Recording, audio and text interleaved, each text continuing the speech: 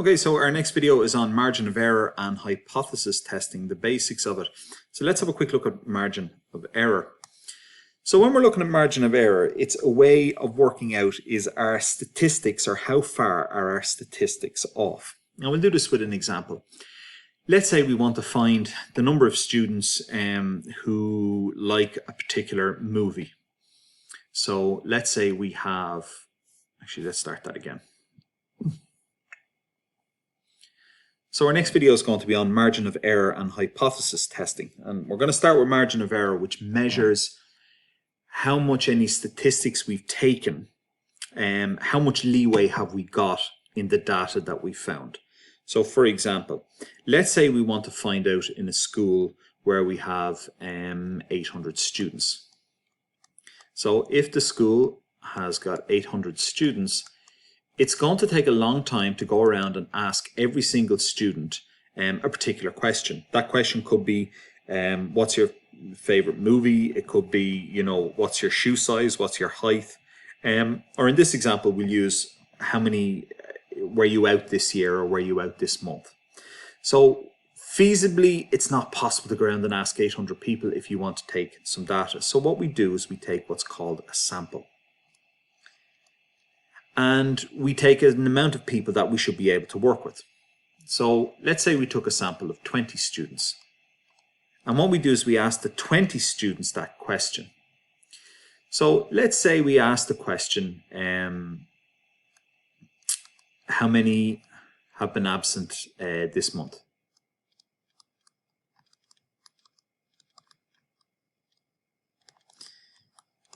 Okay, we asked 20 students. 9 students have responded that they were absent, at least this month. So what we do is we work out our sample proportion. So we're going to go with 9 over 20. And we work that out. Now 9 over 20 is 45%. So what does this mean? That means 45% of our sample were absent.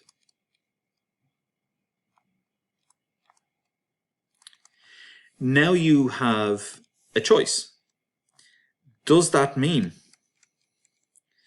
that 45% of the whole school were out that month? So is looking at these 20 students, is this enough? How would we get a more accurate answer? Well, of course, you'd increase the number of students to 100 students. But again, if you go to 100 students, 150 students, you get a more accurate answer. But it takes an awful lot longer. So can we use this 45%?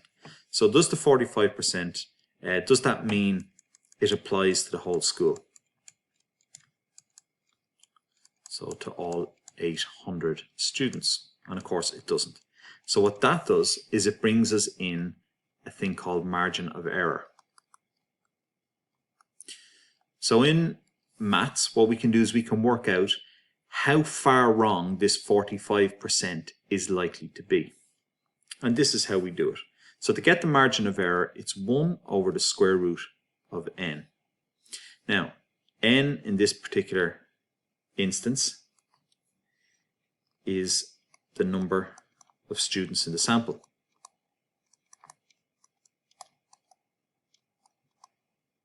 So what we can do is just do some simple maths. It's 1 over the square root of n, and we took 20 students in this sample, so it's 1 over the square root of 20.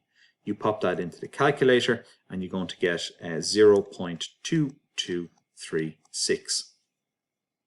Now that's as a decimal. If you want to convert that into a percentage, all you've got to do is multiply it by 100.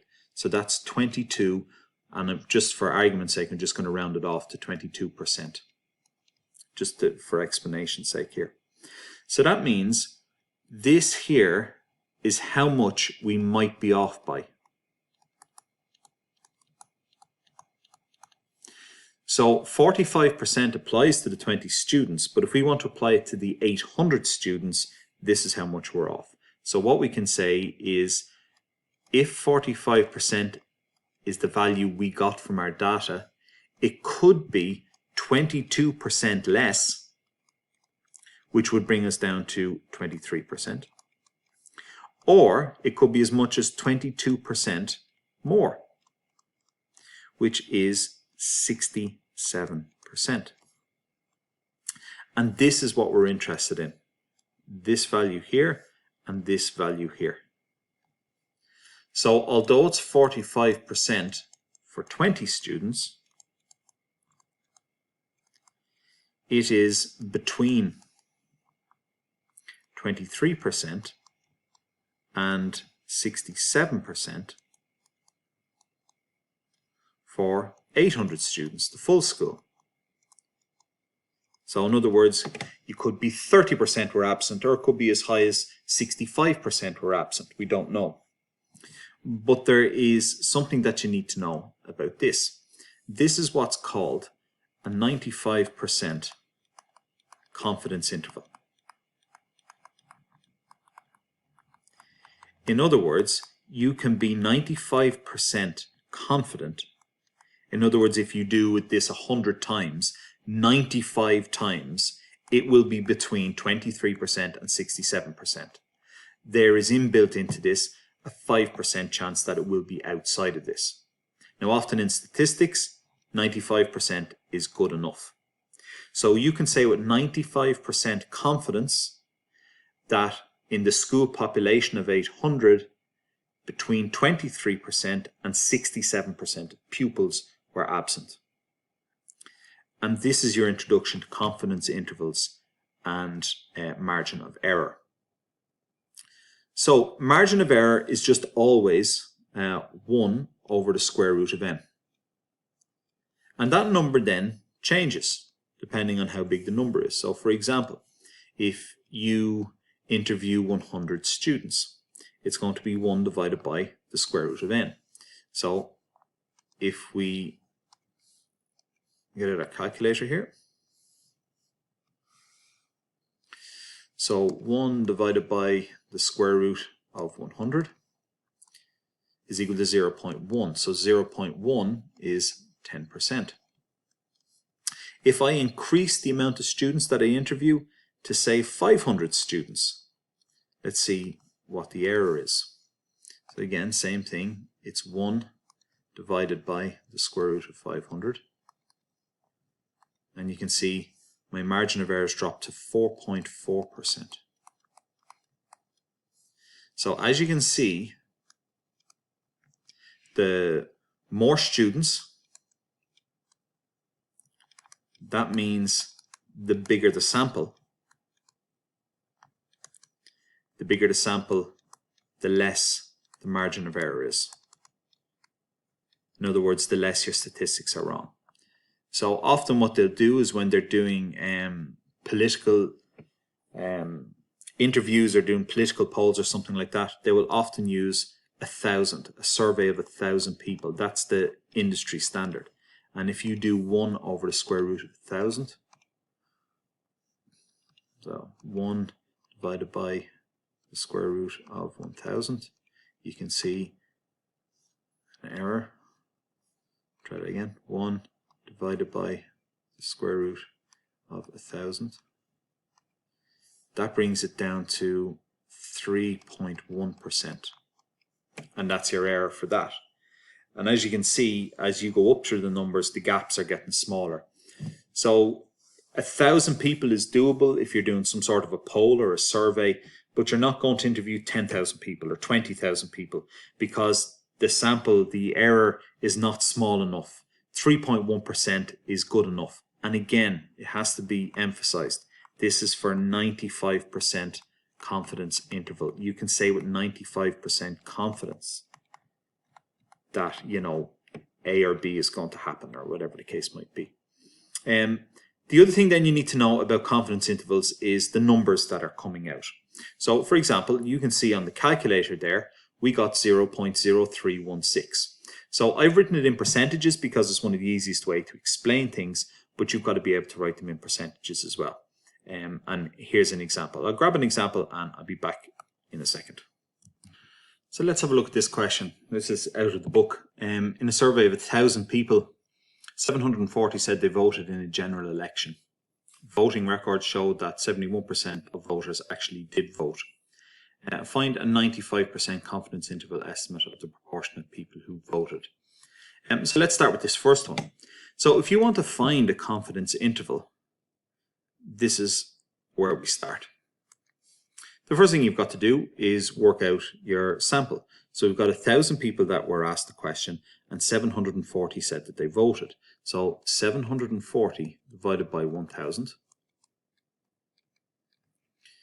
and that equals 0.74, which represents 74%.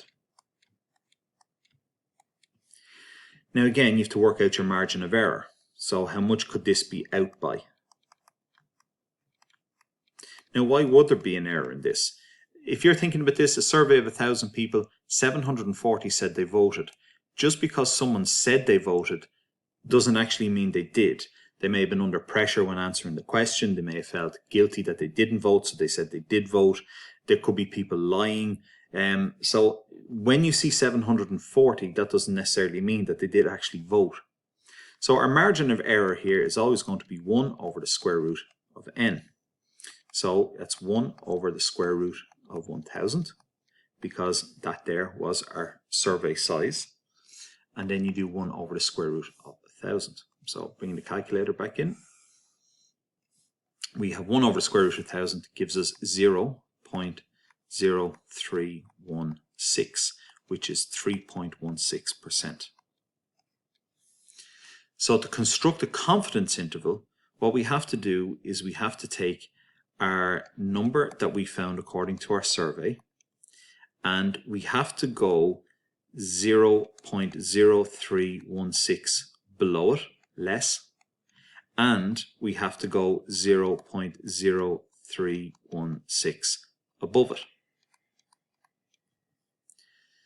So if you go 0.0316 less than 0.74, you're going to end up at 0.7.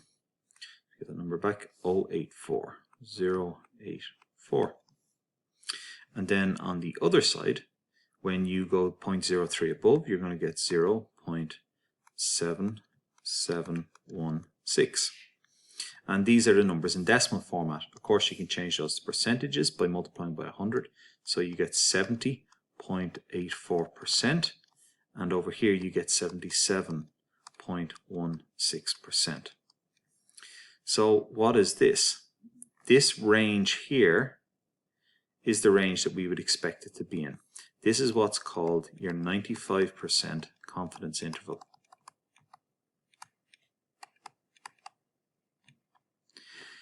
And what you're saying is, working off a sample of 740 out of 1,000 people, you can say with 95% confidence that between 70.84% of people and 77.16% of people actually voted.